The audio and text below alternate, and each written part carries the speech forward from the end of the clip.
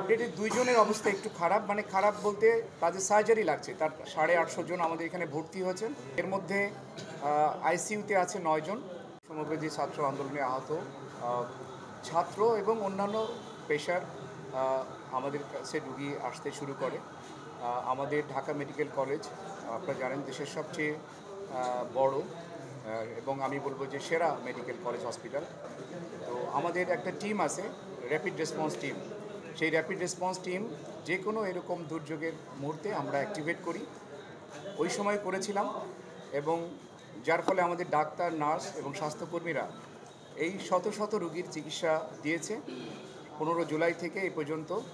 এবং আমরা আপনারা জানেন গতকালও যে একটা সচিবালয়ের সামনে যে ঘটনা হয়েছে, তার পরিপ্রেক্ষিতে অনেকগুলো পেশেন্ট আমাদের কাছে এসেছে, মূলত বেশিরভাগই ছাত্র। প্রায় 60 জন আমাদের কাছে এসেছে। আমরা এর মধ্যে 55 জনকে আমরা প্রাথমিক চিকিৎসা দিয়ে ছেড়ে দিয়েছি, বাকি 5 জনকে আমরা ভর্তি রেখেছি। এই 5 জনের মধ্যে আপনারা জানেন কেন্দ্রীয় সমন্বয়ক আসনাদ আবদুল্লাহ সাহেব আছেন। তো উনি এখন বলতে পারি আমরা বিপদমুক্ত। ওনার একটু ব্লান্ট ইনজুরি ছিল মাথায়, যার ফলে উনি ফেন্ট হয়ে গিয়েছিলেন। তো পরে আমাদের এখানে আসার পরে ওনার উন্নতি হয়েছে। আমরা তাকে ওসেকে ছিল অন স্টপ ইমার্জেন্সি সেন্টার থেকে আমরা আজকে তাকে কেবিনে শিফট করেছি। উনি মোটামুটি ভালো আছেন। তবে আমাদের সাথে এই 5 জনের মধ্যে 2 জন তাদের সার্জারি লাগছে। নিউরো সার্জনরা একজনকে অলরেডি ওটিতে নিয়েছেন, আর একজনকে নেবেন, আজকেই তাদের সার্জারি করবেন। তো বাকি রুগীরা প্রাথমিক চিকিৎসা নিয়ে চলে গেছেন, আর বাকি যে 3 জন আছেন ওনারা ভালো আছেন। আমরা ঢাকা মেডিকেল কলেজ হাসপাতাল, আমরা যারা প্রশাসনে আছি এবং আমাদের সাথে যেসব চিকিৎসক, নার্সরা আমাদের সহযোগিতা করে, আমরা সবসময় যে কোনো ক্রাইসিসে, দেশের যে কোনো ক্রাইসিসে সবচেয়ে বড় লোডটা আমরা বেয়ার করি এবং আমরা করে যাব ইনশাআল্লাহ। আপনাদের সহযোগিতায় আমরা এই দায়িত্ব নিচ্ছি। আর একটা বিশেষ বিষয় আমি বলতে চাই, আমাদের এখানে এখনও 100 জন ভর্তি আছে। টোটাল 850 জন আমাদের এখানে ভর্তি হয়েছিলেন। 2000-এর উপরে রুগী আসছিলেন, তার মধ্যে 850 জন আমাদের এখানে ভর্তি হয়েছেন। এখনও আমাদের কাছে 100 জন রুগী আছে।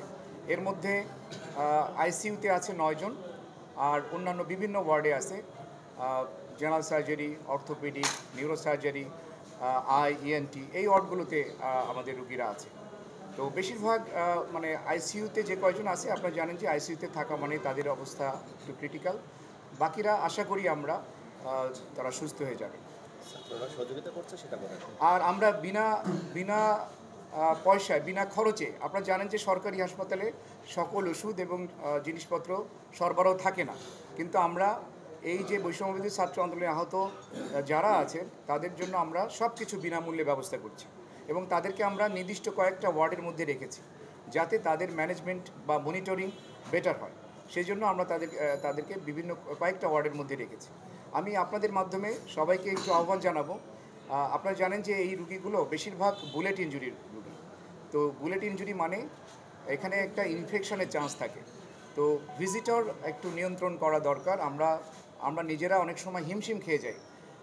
আপনাদের মাধ্যমে আমি সকলের কাছে আবেদন রাখব যে আপনারা রুগীর কাছে যাবেন না, অপ্রয়োজনে যাবেন না। তারা সুস্থ হয়ে যাক, আমরা সেই দোয়া করি, আপনারাও সেই দোয়া করেন। আর তার অ্যাটেন্ডেন্ট হিসেবে একসাথে একজনের বেশি যেন তার সাথে না থাকে, এই ব্যাপারে আপনারা একটু সহযোগিতা করবেন। আচ্ছা, আমরা আপনাদের মাধ্যমে তাদের আপডেটেড 2 জনের অবস্থা একটু খারাপ, মানে খারাপ বলতে তাদের সার্জারি লাগছে।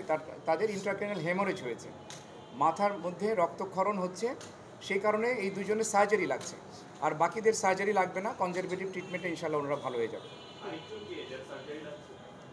ওনারা ছাত্র না।